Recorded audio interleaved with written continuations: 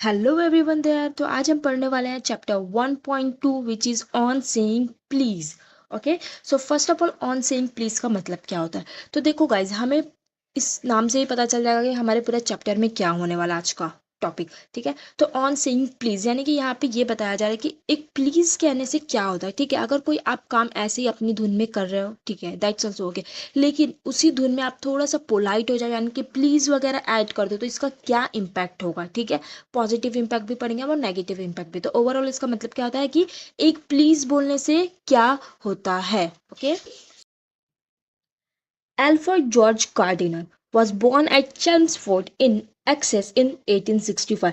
तो Alfred George Gardiner कौन है, ये है, और इसी के साथ साथ ये कौन है, हमारे राइटर भी। ठीक है, तो आपको सबसे पहले तो ये याद रखना है कि इसको लिखा किसने, इसका राइटर कौन है ऑन सेइंग प्लीज का, एल्फ्रेड जॉर्ज गार्डिनर। ये सारी चीज़ें जो नीचे तक दी हुई है वो नहीं याद रखोगे, that's okay, but you have to remember this. Okay, yeah so was born, वो कहाँ पर इनका जन्म हुआ था, एल्फ्रेड जॉर्ज गार्डिनर का जन्म हुआ था चेम्सफोर्ड में, एक्सेस इन 1865 में। और जब इन्होंने अपने करियर की शुरुआत की तो ये क्या थे, एक जर्नलिस्ट थे। ठीक है, उन्होंने बहुत साल तक एज अ जर्नलिस्ट काम किया है, लेकिन जब वो 37 ईयर्स के थे तो उन्हें एज एन एडिटर क्या किया था, हायर कर लिया गया था। किसने, डेली न्यूज़ वालों ने उनको 37 ईयर्स के जब थे तब उन्हें चांस दिया। ठीक है, और वो क्या था, एक एडिटर थे लंदन में। ओके, और ऐसी ही सारी चीज़ें दी हुई है इनके बारे में। और देखो ये क्या है, the pillar of society and this many force and leaves in the wind are some of his best known writing. तो ये यहाँ पे क्या दिया हुआ है हमें, इनकी जो बेस्ट राइटिंग्स है उसके बारे में हमें लिख कर दिया गया है।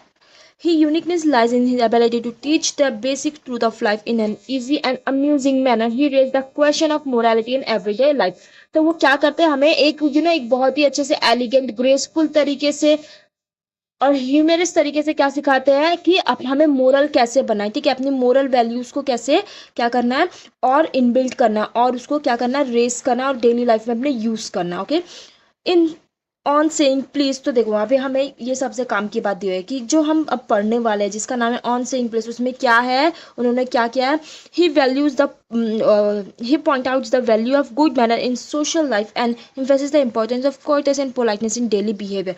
तो उन्होंने इन सेइंग प्लीज में, ऑन सेइंग प्लीज में क्या बताया है कि गुड मैनर की वैल्यू क्या है। ठीक है, अगर हम हर दिन एक कर्टेसी यानी कि किसी को बहुत रिस्पेक्ट देना, उसके इमोशंस का ख्याल रखना, एक इज्जत देना, ओवरऑल यही होता है। तो हम इज्जत देंगे किसी को, उसके साथ पोलाइट रहेंगे और हमारा अच्छा बिहेवियर रहेगा तो इस चीज़ की कितनी वैल्यू है हमारी लाइफ में, यही ये ऑन सेइंग प्लीज में बताने वाला है। He shows how polite speech and manner sweeten the atmosphere around and how discourse and ill manner spoils and pollute it। तो इन्होंने यही बताया कि अगर हमारा मैनर अच्छा है, हम बहुत वेल मैनर्ड है, तो इससे क्या होता है, जो हमारे आसपास का एटमोसफियर है वो क्या हो जाता है, बहुत ही एक बात इतनी समझ लो इन शॉर्ट कि क्या कहना चाह रहे हैं कि अगर हमारा बिहेवियर अच्छा है तो हमारा पूरे इन्वायरमेंट में क्या होता है, गुड वाइब्स फैली होती है। लेकिन अगर हमारा बिहेवियर अच्छा नहीं है, हम लोगों के साथ क्या है, डिस्कर्टेसी शो करते हैं, लोगों को डिसरिस्पेक्टफुल करते हैं, तो इससे क्या होता है, हमारे आसपास पूरी नेगेटिव एनर्जी फैल जाती है, पूरा माहौल बिगड़ जाता है। तो उनका यही कहना है। Okay guys, okay now on saying please हम यहाँ से शुरू करते हैं हमारा chapter. Okay, the young liftman in a city office who threw a passenger out of his lift the other morning was fined for the offense was undoubtedly is the wrong। Okay, so एक young liftman था। liftman मतलब कि देखो जैसे हमारे society में watchman होता है, तो जो लिफ्ट में होता है वही होता है लिफ्टमैन। ओके, सो एक सिटी के ऑफिस में एक लिफ्टमैन था जिसने जो पैसेंजर था, ठीक है, जो लिफ्ट में बैठने आया था, उसको धक्के मारकर उसने क्या किया था, लिफ्ट से बाहर निकाल दिया था। एंड इसी की सजा के लिए उसे क्या करना पड़ा, अगले दिन फाइन भी भरना पड़ा था, क्योंकि ऑफकोर्स ये एक गलत चीज़ थी, ये इसकी गलत हरकत थी, ऐसे किसी को धक्का मारना was not a right thing, right. So यही यहाँ पर कहा गया, it was a question of please. तो सिर्फ और सिर्फ ये क्यों हुआ था, क्योंकि बस एक प्लीज की बात थी। ठीक है, तो अब हम पढ़ते हैं कि ऐसा क्या हो गया था। The complainant entered in the lift set top, the liftman demanded top please. तो कंप्लेनेंट किसे कहा गया, जिसने कंप्लेन किया था, जिसकी वजह से क्या हुआ था, उसको फाइन भरना पड़ा था लिफ्टमैन को। तो उसने जैसे ही वो लिफ्ट के पास आया, उसने लिफ्टमैन को क्या बोला, एकदम एरोगेंसी से डिमांड किया कि टॉप पे लेके चलो मुझे, ठीक है, टॉप प्लीज, ऐसे। ठीक है, और जो लिफ्टमैन था उसने उसको क्या डिमांड किया कि ऐसे मुझे हुक्म मत दो, ऐसे मुझे डिमांड करो, मुझे क्या करो, तुम कहो तुम टॉप प्लीज, यानी कि मुझे प्लीज़ टॉप पर लेकर चलो, थोड़ा सा मुझे भी रिस्पेक्ट शो करो, ऐसा उसने डिमांड किया था। तो जब उसने and this concession being refused, he not only declined to comply with the instruction but hurled the passenger out of the lift। तो जब उसका जो पैसेंजर था जो लिफ्ट में जाने जा रहा था, उसने ये सब इंस्ट्रक्शंस उसके नहीं माने, तो उसने क्या किया इन रिटर्न कि उसने चलो ये ऐसा भी बस नहीं किया कि उसको कुछ एक दो बात सुना कि वो ऊपर तक ले गया उसको जहाँ पे टॉप पे जाना था, उसने डायरेक्टली क्या किया, उसको धक्के मार के लिफ्ट से बाहर निकाल दिया। ठीक है, ओके। हर्ल यानी होता है कि निकाल दिया। ठीक है, पैसेंजर को उसने क्या किया था, लिफ्ट के बाहर निकाल दिया था, क्योंकि उसने उसको टॉप प्लीज नहीं कहा था, सीधा क्या कहा था, टॉप कहा था। Okay, this of course was carrying a comment on a manner too far. तो ये एक ऑफकोर्स एक मैनर की बात थी कि वो कितना, अब देखो यहाँ पे समझ नहीं आ रहा कि इल मैनर्ड कौन था। टॉप प्लीज ना कहने वाला इल मैनर था, जब टॉप प्लीज डिमांड ना करने पे धक्का, डिमांड पूरी ना करने पे धक्का मारने वाला इल मैनर था। तो ये देखा जाए तो इल मैनर दोनों ही थे। ठीक है, क्योंकि उससे भी थोड़ी सी कर्टसी शो कर देना चाहिए था, लेकिन उस पर ज़बरदस्ती से ऐसा करना कि मुझे कर्टसी दिखाओ ही दिखाओ, दैट वाज रॉन्ग। सो यहाँ पे कौन था ज़्यादा रॉन्ग, लिफ्ट मैन। ठीक है, क्योंकि अगर उसने नहीं कर्टसी दिखा, इट वाज हीज चॉइस। ठीक है, लेकिन उसने क्या किया, उसको धक्का मार के वायलेंस का इस्तेमाल किया, तो ऑफकोर्स लिफ्ट मैन क्या था, ज़्यादा गलत था। ठीक है, दिस ऑफकोर्स यू कह रही हैं, ओके या discourtesy is not a legal offense and it does not assault and battery. तो देखो डिसकर्टेसी क्या होती है, यही कि किसी को रिस्पेक्ट नहीं देना, डिसरिस्पेक्टफुल करना, ठीक है, बदतमीजी करना, या दैट्स अ परफेक्ट वर्ड, बदतमीजी यानी कि डिसकर्टेसी। ठीक है, तो डिसकर्टेसी एक लीगल ऑफेंस नहीं, यानी कि कोई कानूनी जुर्म तो नहीं है किसी के साथ बदतमीजी करना, लेकिन इसका मतलब ये नहीं कि हम क्या करेंगे, देखो यहाँ पे भी लैक ऑफ कर्टेसी, रूडनेस, किसी के साथ रूड होना, या डिसकर्टेसी मतलब ये भी होता है। तो अगर ये कोई कानूनी जुर्म नहीं है किसी के साथ बदतमीजी करना, तो इसका मतलब ये नहीं है कि हम क्या करेंगे, किसी को भी अटैक कर देंगे, किसी को भी डराएंगे धमकाएंगे। ओके, असॉल्ट एंड बैटरी का मतलब समझ आ गया कि किसी को डराना, धमकाना, मारना, पीटना। If a burglar breaks into my house and I knock him down, the law will acquit me and if I am physically assaulted it will permit to retaliate with reasonable violence। तो देखो burglar यानी कि ना एक चोर, robber, ठीक है, जो चोरी करता है। तो अगर वो मेरे घर पर आ जाता है, ये राइटर कह रहा है कि अगर वो मेरे घर पर आ जाता है और अगर मैं उसको मारता हूँ, नॉक हिम डाउन यानी कि ऐसे मारना पीटना है। ठीक है, तो अगर वो कोई चोर मेरे घर पर आ जाता है और मैं उसको मारता हूँ, तो लॉ मुझे क्या कर लेगा, प्रोटेक्ट कर लेगा, बचा लेगा लॉ। ठीक है, क्योंकि मैंने क्या किया, अपने डिफेंस में किया उसको। एंड अगर राइटर के घर पे चोर आ जाता है और उन्होंने कुछ उसे फिजिकली असॉल्ट कर दिया, यानी कि फिजिकली इंजर्ड कर दिया, या फिर फिजिकली उन पे हाथ वगैरह उठाया, मारा है, तो लॉ क्या उनको परमिशन देता है कि वो भी क्या करे, retaliate to do something bad to someone who has done something bad to you.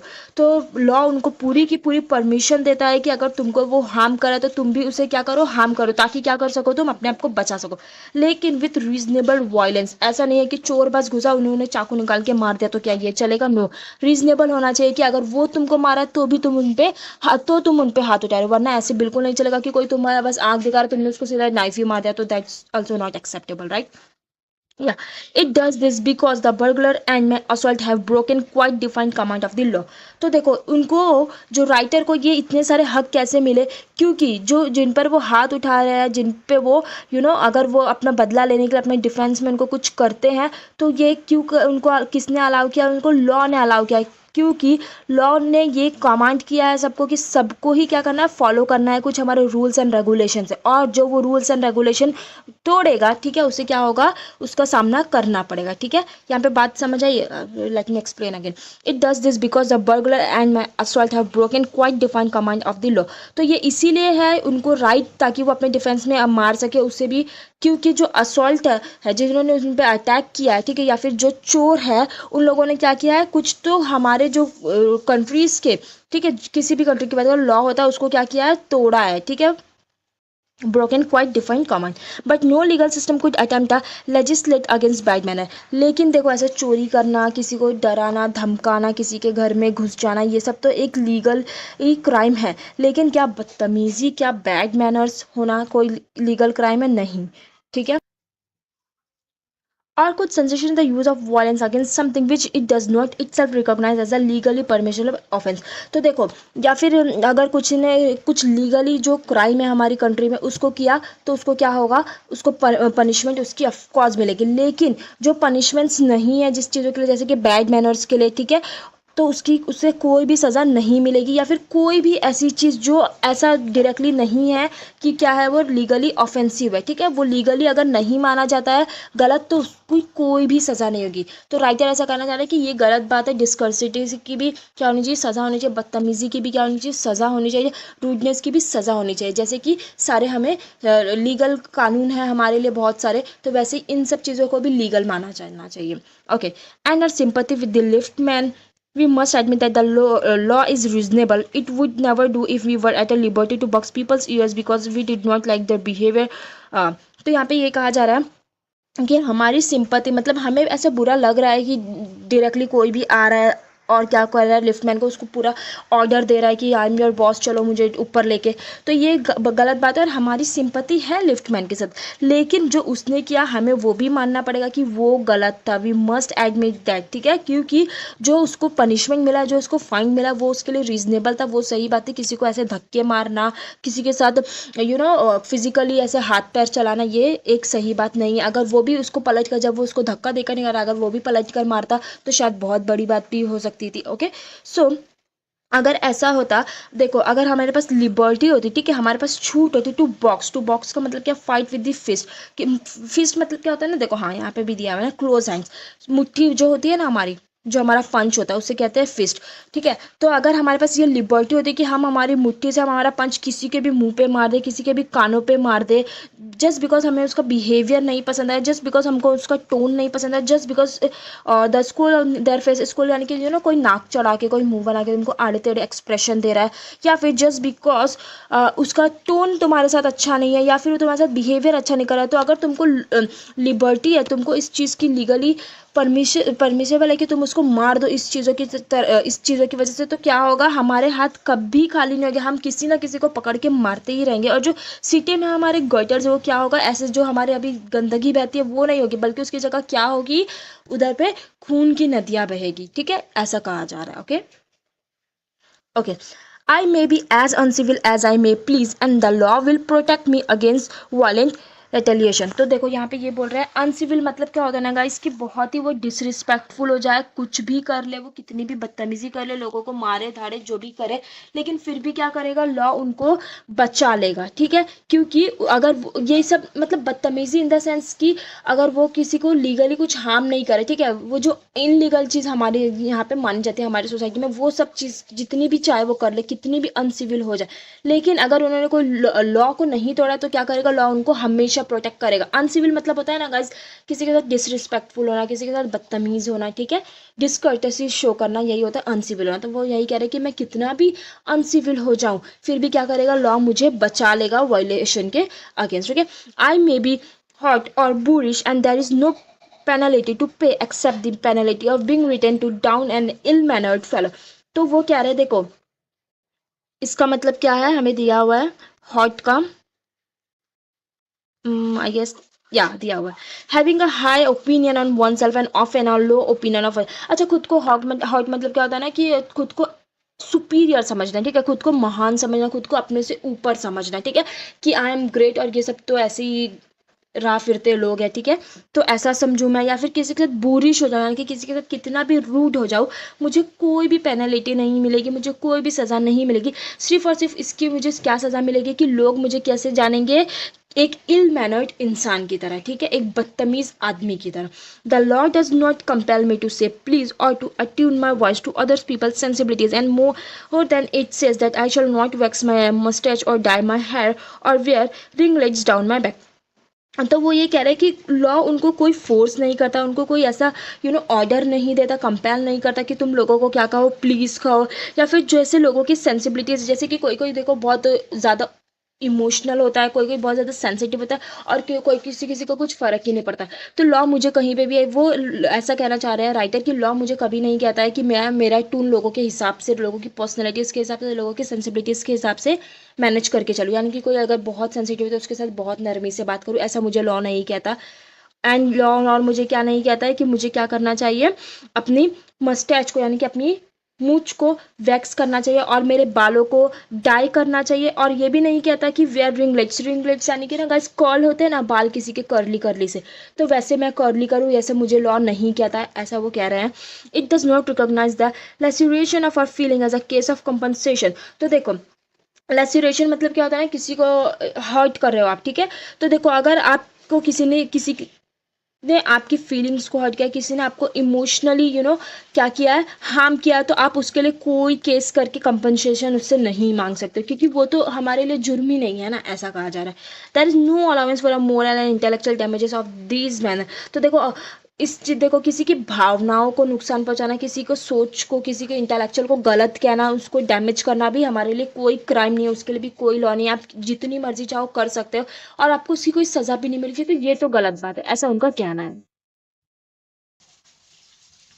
This does not mean that the damages are negligible. तो देखो जस्ट बिकॉज कि किसी के साथ बदतमीजी करना, किसी के मोरल वैल्यूज को हार्म करना, ठीक है, किसी को बेवकूफ़ कहना, बदतमीजी करना, उसके साथ ऊट पतंग बातें करना, ठीक है, और उसको छोटा या बड़ा अपने आप को सुपीरियर समझना, ये सब भले से ही क्या है हमारे लिए लीगली कोई गुनाह नहीं है। लेकिन इसका मतलब ये नहीं है कि ये सब चीज़ें क्या है नेग्लिजिबल है, यानी कि कोई छोटी बात है, ठीक है।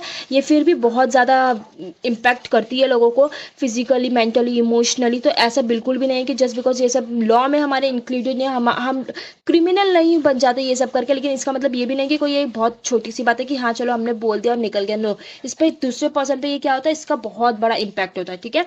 It is probable that the liftman was much more accurately hurt by what he regarded as a slur upon his social standing. तो यहाँ पे ये देखो बहुत सही चीज़ कहा जा रहा है कि ऐसा भी हो सकता है कि लिफ्टमैन जो था वो एक्चुअल में एक्यूरेटली यानी कि जेन्युइनली एक्चुअल में क्या था, वो बहुत ज़्यादा दुखी था, हर्ट था, क्योंकि वो जिस जगह पे खड़ा है, जो उसका काम है, उसको हम लोग क्या समझते हैं, देखो वॉचमैन को या फिर बहुत से ऐसे जो प्रोफेशंस होता है जिसको हम लोग बहुत छोटा समझते हैं, लेकिन कोई काम छोटा या बड़ा नहीं होता, राइट। लेकिन क्या होता है, फिर भी यहाँ पे कहा जा रहा है कि हो सकता है लिफ्टमैन जो था वो एक्चुअल में बहुत ज़्यादा हर्ट हो, क्योंकि स्लर यानी कि किसी को छोटा समझना है, ठीक है। तो जो उसका काम है उसकी वजह से लोग उसको छोटा समझते हो और इस वजह से उसको क्या होगा, हर्ट हुआ होगा और वो गुस्सा होगा। Then he would have been if he had a kick on his shins for which he could have got a legal redress. Okay, तो देखो शिन्स क्या होता है ना, समझो कि ये आपका पैर है या फिर ये हमारा पैर है, ये नी है, ठीक है, ये नी है। अच्छा मुझे पता है बहुत ही ज़्यादा गंदी मेरी ड्राइंग है, बट स्टिल मैं आप लोगों को समझाने की कोशिश करूँ, दैट्स व्हाई। तो आपका पैर है और ये आपकी नी है, तो जो नी के नीचे वाला पोर्शन होता है ना, ये इसे क्या कहा जाता है, शिन्स, ठीक है। तो यहाँ पे ये कहा जा रहा है कि अगर वो जो लिफ्ट मैन है उसके इस पैर पे किसी ने लात मार दी होती तो भी उसको वो एक बार चल जाता, क्योंकि अगर उसके साथ किसी ने वायलेंस किया तो उसको रेड्रेस, देखो गैस द मीनिंग लिखा है रेड्रेस, मतलब कि उसको कानून की तरफ से कुछ हेल्प मिलती, उसका कुछ इलाज हो जाता है, ठीक है। और उसको क्या हो जाता है, कंपनसेशन कहीं ना कहीं से मिल जाता अगर किसी ने उसको डायरेक्टली लात मारी होती तो उसके पैर पे। लेकिन उसके पैर पे जो वो लात मारी वो तो जल्दी से चला जा सकता है, लेकिन जो उसके सेल्फ रिस्पेक्ट पे चोट लगे, जो उसकी वैनिटी पे यानी कि जो उसके प्राइड पे, ठीक है, प्राइड पता है ना, उसकी इज्जत पे, उसके सेल्फ रिस्पेक्ट पे जो चोट लगती है क्योंकि उसको लोग छोटा समझते हैं, वो जल्दी मिट नहीं सकता। वो उसका पूरा दिन क्या कर देगा, बर्बाद कर देगा। वो अपने आप को बहुत ऐसे मतलब क्या ही कह सकते हैं अब उस वर्ड को, कि हम लोग हमारी सिंपैथी उसके साथ है ऑफकोर्स, क्योंकि उसके साथ भी गलत हो रहा था, उसको सब लोग छोटा समझ रहे थे, लेकिन उसने भी जो किया वो भी क्या था, लीगली राइट नहीं था, ठीक है, इसीलिए वो भी गुनहगार था। तो यहाँ पे ये कहा जा रहा है कि अगर किसी ने उसको लात मार दी होती तो वो भी एक बार बर्दाश्त कर लिया था, क्योंकि उसको रेड्रेस मिल जाता, उसको कोई ना कोई कानूनी हेल्प मिल जाती, उसका कुछ इलाज हो जाता। लेकिन जो उसकी वैनिटी पे, जो उसके सेल्फ रिस्पेक्ट, जो उसके प्राइड पे चोट लगी है, वो उसका पूरा दिन बर्बाद कर देगा।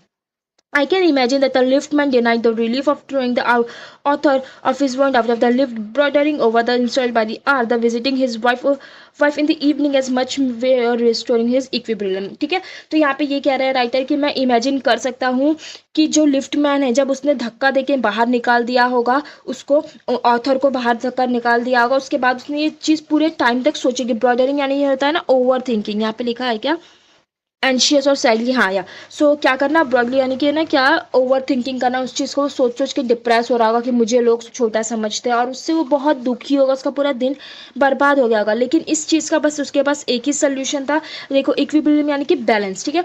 तो इस चीज़ को वो अपने इमोशंस को बैलेंस करने के पास उसके पास एक ही सोल्यूशन था कि जब वो अपने शाम को अपने घर लौटेगा, वो अपनी वाइफ से मिलेगा तो उसको जाके थोड़ा सा अच्छा फील होगा, क्योंकि उसकी वाइफ उसके लिए कुछ अच्छी चीज़ें प्रिपेयर की होगी, डिशेस, उससे प्यार से बात करेगी, ठीक है, उसके साथ टाइम स्पेंड करेगी, उसको क्वालिटी टाइम देगी और जो उसकी फेवरेट डिशेस होगी वो सब प्रिपेयर करोगे। तो मतलब बहुत सी चीज़ें हमारे पार्टनर के पास हमारे लिए बहुत सी चीज़ें होती है, right.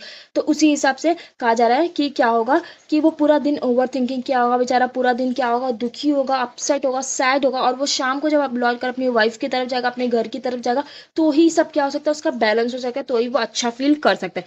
For there are few things more catching than bad temper and bad manners. तो उनकी वाइफ के पास बहुत सी ऐसी चीज़ है जो इन सब चीज़ों से बहुत बढ़कर है, यानी कि बैड मैनर्स से, बैड टेम्पर से उनके पास बहुत है, क्योंकि वहां पे उनको जाके लव मिलेगा, right. When Sir Anthony Absolute bullied Captain Absolute, the latter went out and bullied his man.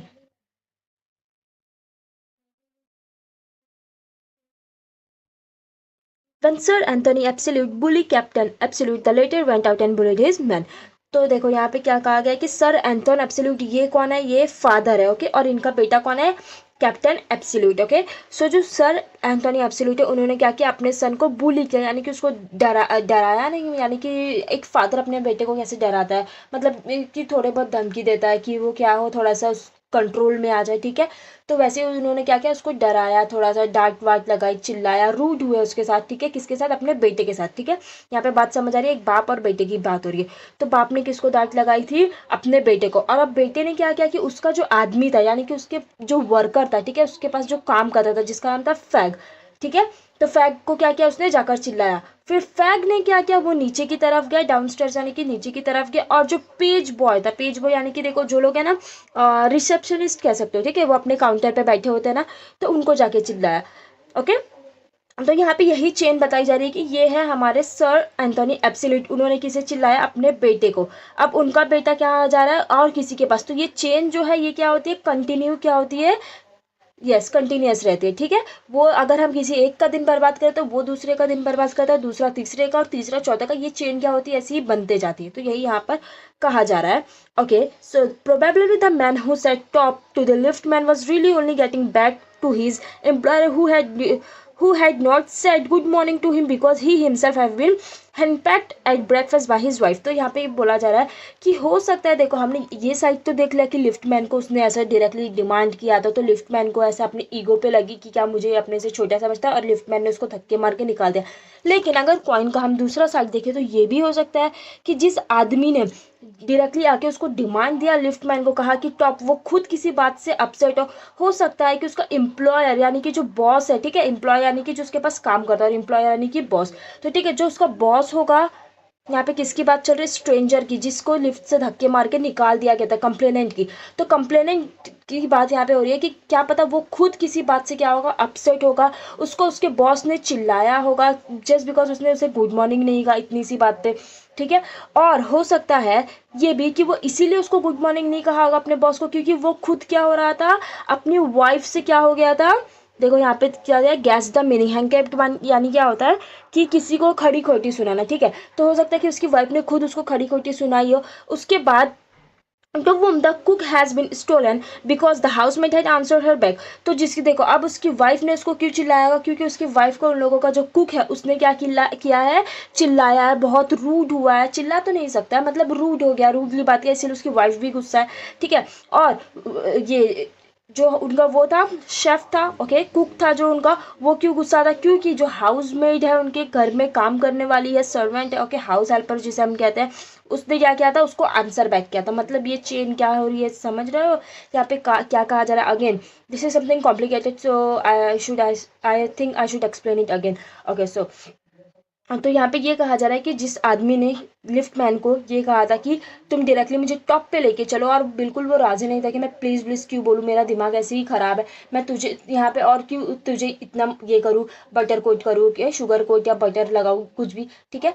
तो फिर ये क्यों हुआ होगा, क्योंकि ये भी एक चांसेस है, इसकी भी प्रोबेबिलिटी है कि वो जो आदमी था वो खुद ही किसी बात से दुखी हुआ होगा, क्योंकि उसने अपने बॉस को गुड मॉर्निंग नहीं कहा होगा, तो उसके बॉस ने उसे चिल्लाया होगा, और उसी की तरफ से वो क्या हो रहा होगा, लौट के लिफ्ट में जा रहा होगा, ठीक है। और वो क्यों नहीं कहा होगा उसने गुड मॉर्निंग अपने बॉस को, क्योंकि वो खुद हो सकता है उसकी वाइफ ने उसको ब्रेकफास्ट करते टाइम पे सुबह खड़ी खोटी सुना दी होगी, ठीक है। अब उसकी वाइफ की गुस्सा थी क्योंकि उन लोगों का जो कुक था उसने उससे बहुत रूडली बात की थी, ओके। अब कुक क्यों गुस्सा था, क्योंकि हाउसमेट जो थी उनकी, हाउस हेल्पर जो थी, उसने उसको आंसर बैक किया था, यानी कि उल्टा जवाब दिया था। तो ये चेन ऐसी थी, समझ आ गई guys. We infect the world with our ill humour. Okay, तो हम इन्फेक्ट यानी क्या मतलब इम्पैक्ट करते हैं, ठीक है। हम पूरी दुनिया को इसी तरह से इम्पैक्ट करते हैं हमारे जस्ट बिकॉज हम किसी चीज़ को मजाक में लेते हैं, हम किसी चीज़ को जो ऐसे मजाक होते हैं जो हमें तो बहुत फनी लगता है, लेकिन किसी और को वो ऑफेंड कर जाते हैं। अब उसका दिन बर्बाद हो गया तो वो किसी और का दिन बर्बाद कर देगा, ठीक है। तो यही कहा जा रहा है यहाँ पे, bad manners probably do more poison the stream of the general life than all the crimes in the calendar. तो कैलेंडर यानी कि देखो, जितने भी हमारे कोर्ट्स में अभी तक केसेस वगैरह पेंडिंग है, या जो भी अभी तक का केसेस हुए हैं, उन सबसे ज्यादा क्या चीज हमें हमारी सोसाइटी को नुकसान कर रही है, लोगों का बैड मैनर्स, ठीक है। क्योंकि देखो, कुछ बड़ा किसी ने क्राइम कर दिया, उसे तो उसकी सजा मिलने ही वाली है, आज नहीं तो कल। लेकिन अगर कोई किसी के साथ बुरा व्यवहार करा तो उसे उसकी कुछ पनिशमेंट भी नहीं मिलती, ताकि वो उस पर कंट्रोल करे, और वो करते ही जाता है, करते ही जाता है। तो इसी वजह से क्या हो रहा है, हमारी सोसाइटी और इस वजह से इफेक्ट हो रही है, क्योंकि लोग क्या हो रहा है, बहुत बैड मैनर्ड है, इल मैनर्ड है। ओके, या for one wife who gets a black eye from an other's good natured husband, there are hundred of the live martyrdom under the shadow of Mura's temper, ठीक है। तो यहाँ पे ये कहा जा रहा है कि हमारा जो ऐसा नेचर हो गया है ना आजकल, देखो मुरस मतलब यानी क्या होता है, या अनहैप्पी, और ब्लैक आई यानी कि नजर लगाती है, या उससे चीज से वो खुश नहीं है, ठीक है, वो अनहैप्पी है, वो भी अनहैप्पी है, ठीक है। ठीक है, तो वो ऐसे सोचते हैं कि काश, मतलब उससे वो जेलस है, या ब्लैक आई मतलब कि नजर लगाना या जेलस है। तो कोई किसी एक की वाइफ क्या होती है कि एक किसी के हस्बैंड को देखती है कि यार ये कितना अच्छा नेचर वाला, कितना काम है, कितना सॉफ्ट है, मेरे हस्बैंड ऐसा क्यों नहीं है।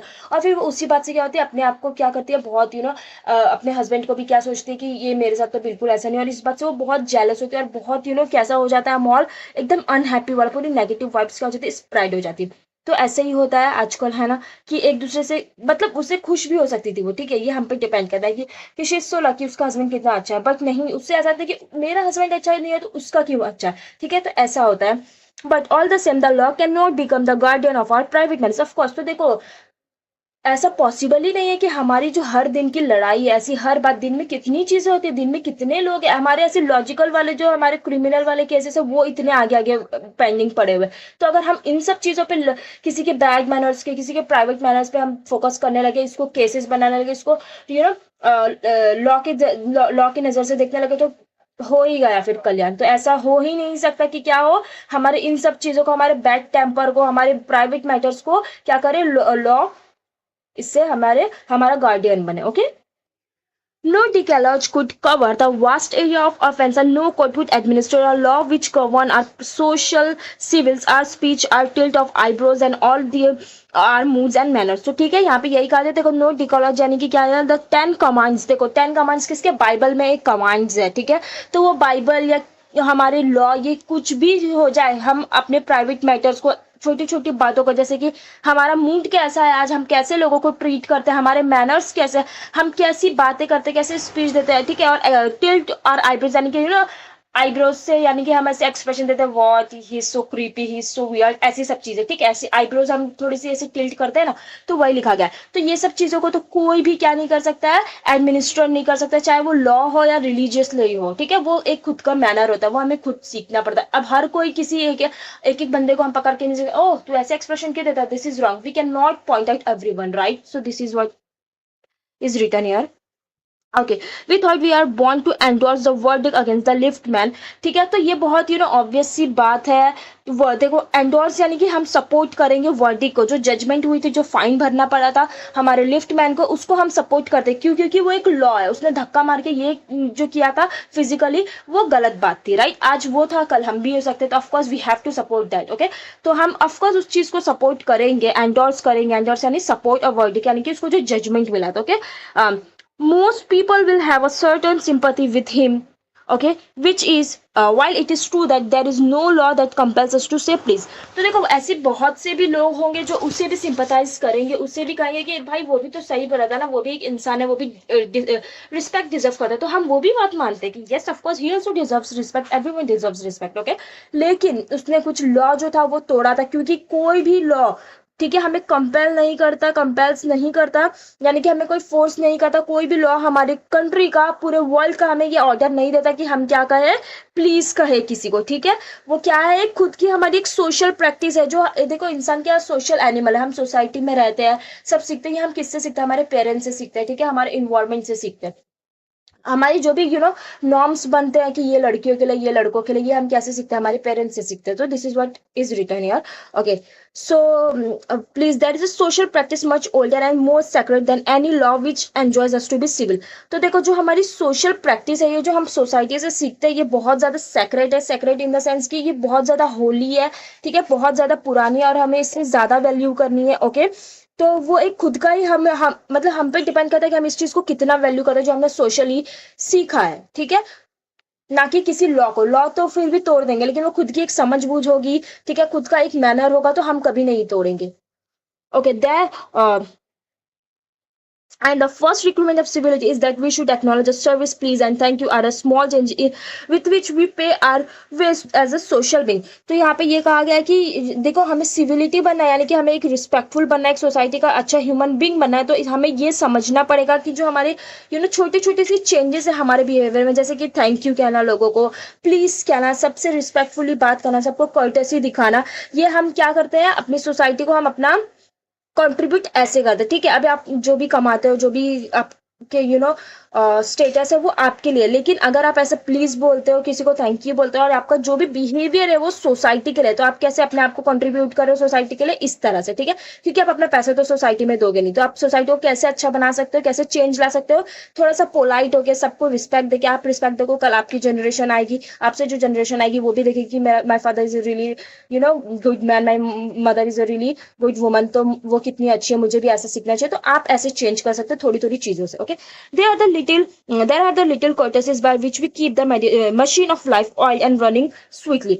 तो देखो, जैसे कि किसी भी मशीन को चलाने के लिए हमें उसमें स्मूथली चलाने के लिए, वैसे तो खड़दड़ कैसे भी होके मशीन चलेगी, लेकिन अगर हमें उसे स्मूथली चलाना है, ठीक है, स्मूथली बहुत अच्छे से वो रन करे, हमारा कोई काम रुके ना, ठीक है, बहुत स्वीटली, स्मूथली, बटरली वो ऐसे रन करे, तो हमें उसके लिए क्या करना होगा? हमें उसमें ऑयल डालना होगा, राइट, मशीन में। तो उसी तरह से अगर हमें लाइफ की इंजन जो है, हमारे लाइफ की मशीन जो है, उसको भी अगर स्वीटली हम चाहते हैं कि वो रन करे, तो क्या करना पड़ेगा? ये ऐसे छोटे छोटे से चेंजेस अपने लाइफ में अडेप्ट करने पड़ेंगे, जैसे कि प्लीज बोलना, थैंक यू बोलना, सॉरी बोलना, ठीक है, हर किसी को कर्टेसी दिखाना, हर प्रोफेशन को रिस्पेक्ट करना। Okay, okay, they put our intercourse upon the basis of the friendly cooperation and easy give and take instead of the basis of the superior dictating to inferior। ठीक है, तो अगर हम ऐसी छोटी छोटी चेंजेस अपने लाइफ में अडेप्ट करेंगे, यहाँ पे इंटरकोर्स का मतलब देखो, कन्वर्सेशन, कम्युनिकेशन। ओके, तो दे पुट आर, तो अगर हम ऐसी छोटी छोटी सी चीजों को अडेप्ट करेंगे अपनी लाइफ में, तो हमारा जो कन्वर्सेशन होगा वो बहुत एक दूसरे को योगदान देने वाला होगा, बहुत फ्रेंडली होगा, कोई लड़ाई झगड़े नहीं होंगे। अगर मैं शांति से आपसे बात करूँ, तो आप भी मुझसे शांति से बात करोगे। फिर जस्ट बिकॉज मैंने आपको स्माइल करके बात की, आपका मूड अच्छा है सोचे से, तो आप भी पॉजिटिव एनर्जी दूसरे तक फैलाओगे। तो ये ऐसे कंटिन्यूस चेन बनते ही जाएगी। ठीक है, तो अगर हम ऐसी छोटी छोटी सी चीज़ों को अडेप्ट कर लेते हैं अपने लाइफ में, तो क्या होता है, बहुत आसानी से सब कुछ कोऑपरेट करके हम एक दूसरे को सहयोग करते हैं और चलते हैं, और इजी गिव एंड टेक, मैंने आपके लिए कुछ किया, आपने मेरे लिए कुछ किया। ठीक है, तो हमें क्या करना चाहिए हमेशा, instead of basis of the superior dictating to other. Superior यानी कि देखो, जो अपने आप को जो अपने आप को नहीं, मतलब सुपीरियर का मतलब ही यही होता है कि जो एक अपने आप को बहुत वो रिच क्लास का है, ठीक है, या फिर वो बहुत हैंडसम है, या फिर वो किसी भी तरह से अपने आप को बड़ा समझता हो, ठीक है, अपने आप को महान समझता हो, ठीक है, कि मैं तो सबसे भाई ऊपर हूँ, तुम सब मेरे नीचे हो। तो जिन नीचे वालों को वो क्या कहते हैं, जो नीचे है इन्फेरियर। ठीक है, कोई अपने आप को छोटा महसूस करता है, जैसे कि मैं 10 लोगों के साथ बैठी हूँ, बल्कि मैं ऐसी बिल्कुल नहीं हूँ, हम जस्ट गिविंग यू एग्जांपल। सो अगर मैं 10 लोगों के साथ बैठी हूँ, अगर मैं उनमें से सोचूं, यार ये लोग कितने स्मार्ट है, यार ये लोग कितनी सुंदर है, मैं क्यों ऐसी हूँ, तो मैं क्या समझ रही हूँ, अपने आप को इन्फेरियर, यानी कि अपने आप को किसी से कम समझना क्या है, इन्फेरियरिटी, इसे कहते हैं इन्फेरियर होना। और अपने आप को बहुत बड़ा समझना, सबसे बड़ा समझना, मैं 10 लोगों में से सबसे बेहतर हूँ, ये क्या, सुपीरियरिटी। तो किसी आप अपने आप को बहुत महान समझ के किसी और को डिक्टेट करना कि चलो ये करो, जैसे कि लिफ्ट मैन को डिक्टेट किया गया था, उसने अपने आप को सुपीरियर समझा, ठीक है, जो कंप्लेनेंट था, ठीक है, उसने अपने को सुपीरियर समझा, और किसको डिक्टेट किया, यानी कि किसको ऑर्डर दिया, लिफ्ट मैन को। तो ऐसे ही कहा जा रहा है कि हमें ऐसा कभी नहीं करना चाहिए इंस्टेड, बल्कि इसके बजाय क्या करना चाहिए, एक पोलाइटनेस, अपनी कर्टेसी शो करनी चाहिए, ताकि क्या हो सके, सब कुछ अच्छे से स्मूथली चल सके, गिव एंड टेक एंड क्या हो सके, एक फ्रेंडली इन्वायरमेंट बन सके, एक दूसरे का सब लोग क्या करे, कॉपरेट करे, एक दूसरे के साथ सहयोग करे. It is very vulgar mind that would wish to command when he can have the service of for asking and have it with willingness and good feeling instead of the resentment. तो ये एक बहुत ही vulgar यानी कि बहुत ही घटिया हरकत है, बहुत ही वाहियात बात है कि अगर आप किसी को एक अच्छे से इज्जत से कह सकते हो कि प्लीज मेरे लिए ये कर दीजिए, नहीं, लेकिन आपने ये नहीं चुना, आपके पास ऑप्शन है, आप अगर ये चुनते हो कि चलो मैं डिक्टेट करूंगा because I am the boss, I am the superior, तो ये एक बहुत ही घटिया वल्गर चीज है, ये राइटर का कहना है. ओके, विलिंगनेस यानी कि एक दूसरे की रजामंदी से, ठीक है, कि क्या आप मेरे लिए प्लीज ये काम कर देंगे, वो कहेगा जी हाँ बिल्कुल कर दूंगा मैं आपके लिए, तो ठीक है, दोनों राजी है, दोनों विलिंग है, हो गई डील उनकी. तो इस तरह से देखो, रिसेंटमेंट यानी कि एंगर, मैंने कहा ना कि एकदम गुस्से में कि मैं बॉस हूँ, मैं सुपीरियर हूँ, मैं तुझसे ज्यादा अमीर, तू मुझसे नीचे, चल ये कर मेरे लिए, तो this is so wrong. I should like to feature in this connection my friend the polite conductor.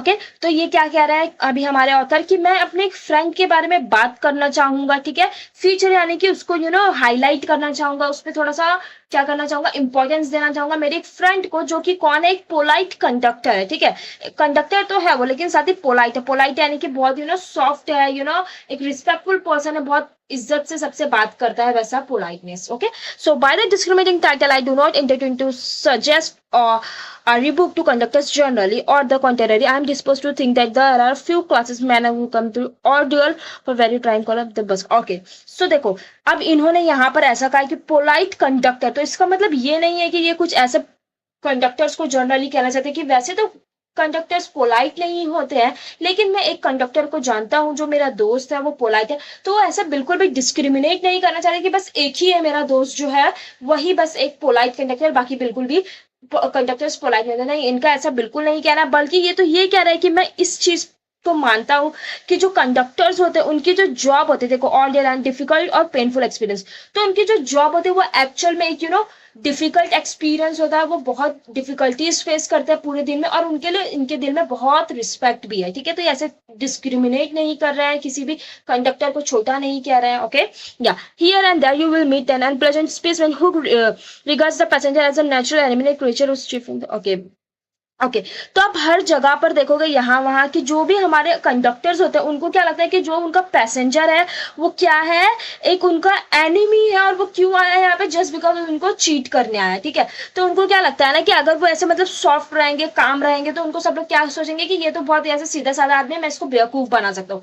लेकिन अगर वो कैसे रहेंगे, लाउड वॉइस रहेगा उनको, थोड़ा अग्रेसिव रहेंगे, गुस्से में रहेंगे, चिल्लाते रहेंगे, चीखते रहेंगे, तो सबको क्या लगेगा कि भाई ये तो बहुत गुस्से वाला आदमी, इससे पंगा नहीं लेना चाहिए. तो ये ऐसा किनका माइंडसेट होता है, कंडक्टर्स का जनरली ऐसा माइंडसेट होता है, ठीक है, कि जो भी मेरे बस में चढ़ा है वो क्यों चढ़ा है, मुझे चीट करने को चढ़ा है, इसीलिए मुझे सब पे ध्यान रखना है, सबको डरा के रखना है कि भाई मुझे तुम लोग उल्लू नहीं बना सकते.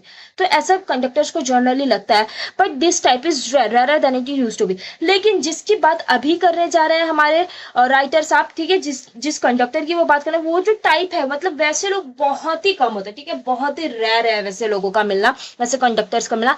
आई फैंसी द पब्लिक ओज much to the underground railway which also runs the bus for okay standard civility taking care. Okay, या तो ये यहाँ पर कह रहे हैं कि ये बहुत उनको फैसिनेट करता है, बहुत उनकी रिस्पेक्ट करता है, ठीक है, और उनको बहुत एक एक अंडरग्राउंड रेलवे कंपनी है जो क्या चलाती है, बस भी चलाती है, उनसे ये बहुत ज्यादा इम्प्रेस है, ठीक है, उनको फैसिनेट करते हैं कि ये लोग इतना अच्छा काम कर रहे हैं, इनकी क्या है, रेलवे अंडरग्राउंड की कंपनी है, और इसी के साथ साथ ये लोग बस भी चलाते हैं, और ये लोगों ने क्या किया, अपना एक स्टैंडर्ड मेंटेन कर रखा है, ठीक है, कि ना भाई तुम कैसे भी किसी से भी बात नहीं कर सकते, सबकी जर्नी कैसे जानी चाहिए, अच्छी जानी चाहिए, ठीक है, पीसफुल जानी चाहिए. तो जैसे फिश मार्केट होता है वैसे बिल्कुल भी नहीं करना, कैसे करना है, अपने उनको सर्वेंट्स को क्या कहा अपने उन्होंने कि तुमको एक स्टैंडर्ड मेंटेन कर रखना, सबसे रिस्पेक्टफुली बात करना. ये कौन कहता है, अंडरग्राउंड रेलवे कंपनी कहता है, ठीक है, और इसीलिए ये क्यों पसंद है राइटर को भी हमारे, क्योंकि इन लोगों ने सच में एक स्टैंडर्ड मेंटेन कर रखा, और उसको क्या करते हैं वो लोग उस पर बहुत क्या करते हैं, इम्फेसिस देते हैं, उस पर बहुत फोकस करते हैं कि वो क्या रहा है, मेंटेन रहा है, वो स्टैंडर्ड उनका जो है वो गिरे ना, वो मेंटेन रहा है, कस्टमर्स जो उनके जो पैसेंजर है वो एक्चुअल में एक अच्छी जर्नी उनको एक्सपीरियंस करने मिले. या it is not therefore with any feeling or unfrankness to conductor as I pay tribute to a particular member of that class. तो देखो यूजुअली जो होते हैं ना जो कंडक्टर्स, वो फ्रेंडली नहीं होते, वो बहुत कैसे होते हैं, अग्रेसिव होते हैं अपने कि तुम चलो ये करो वो करो, वो थोड़े से कैसे होते हैं, अग्रेसिव होते हैं। लेकिन जिनकी बात अभी करने जा रहे हैं हमारे राइटर, ठीक है, वो कौन है, एकदम पोलाइट है, ठीक है। और उनमें से क्योंकि देखो कंडक्टर्स का जो जॉब है, ठीक है, मोस्टली उनमें क्या होता है, अनफ्रेंडली होता है, ठीक है, अग्रेसिव होता है, लेकिन उन्हीं में से एक को ट्रिब्यूट करना चाहते हैं ये हमारे राइटर, ठीक है। I first became conscious of the existence of one day when I jumped on the bus and found that I had uh, left my money in my home. Okay, तो देखो क्या हुआ, उनसे कैसे मिले, जो उनका पोलाइट कंडक्टर है, जो इनका फ्रेंड है हमारे ऑथर का, उनसे वो कैसे मिले कि एक दिन उन्होंने क्या रियलाइज किया कि वो बस में चढ़ चुके हैं, लेकिन उनके जो पैसे थे, उनका जो वॉलेट था, वो क्या किया था, उन्होंने अपने घर पर ही भूल गया था, ठीक है, बिना पैसे के क्या कर गए थे वो, अपने बस में चढ़ गए थे। Okay, everyone has the experience and knows the feeling, the mix feeling. Okay, तो देखो ये जो एक्सपीरियंस है वॉलेट भूल जाने का, इस एक्सपीरियंस को सबने ही फेस किया, बहुत मिक्स फीलिंग होती है, ठीक है। और जब हम ढूंढने लगते हैं हमारा मतलब वॉलेट कहाँ चला गया, और जब मोमेंट पे, जिस मोमेंट पे हमें पता चलता है कि ओ गॉड मैं तो इसको भूल गया हूँ घर पे, तो वो इतना ज्यादा अनईजी हो जाते हैं। अब हमें क्या लगता है कि इतना बड़ा बेवकूफ मैं कैसे हूँ, मैंने इतनी बड़ी गलती कैसे कर दी। और लोगों को क्या लगता है कि हम बहुत ज्यादा डिसऑनेस्ट पर्सन है। देखो अब उसकी बातें तो छोड़ ही देते हैं कंडक्टर की, अगर मैं हूँ, आप हो, कोई भी है, ठीक है, और हमारे सामने कोई बंदा आता है, वो हमें एक्चुअल में कह रहा है कि मैंने आज मेरा वॉलेट भूल गया, मुझे कोई इमरजेंसी है, मुझे आप 100 रुपीज दे दो, तो हमें भी यही लगेगा, आपको भी यही लगेगा, हर किसी को क्या लगेगा कि ये एक नंबर का झूठ है। ये सब इन लोगों के क्या है, ट्रिक्स है लोगों को बेवकूफ बनाने के, है ना। It is very it is very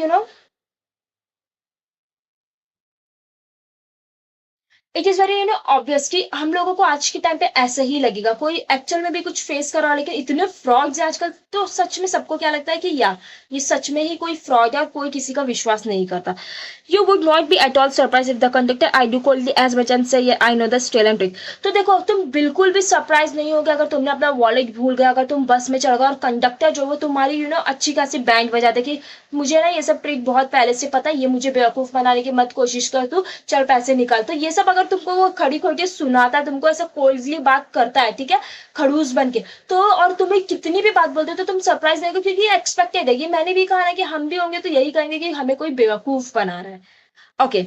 Now, then off you get, and even if the conductor is a good fellow and lets you down easily, you are faced with the necessary of the going back and the inconvenience perhaps of missing your train and engagement. ठीक है, तो देखो यहाँ पे कहा जा रहा है कि इन केस, वैसे तो ऐसा होता नहीं, लेकिन इन केस अगर तुम्हारा वो कंडक्टर, जिसके तुम्हारा बस का कंडक्टर अच्छा भी निकल जाए, गुड फेलो भी निकल जाए, लेकिन फिर भी उसके बाद अगर वो तुम्हें जाने दे, लेकिन उसके बाद भी जो तुम्हें इनकन्वीनियंट फील होगा, तुम्हें एक तो पहले बहुत ज्यादा ऑकवर्ड हो जाओगे कि यार लोग मुझे कैसी नजरे से देख रहे थे, जैसे मैं फ्रॉड हूँ, मेरी 10 रुपए के लिए आज इज्जत चली गई, ठीक है।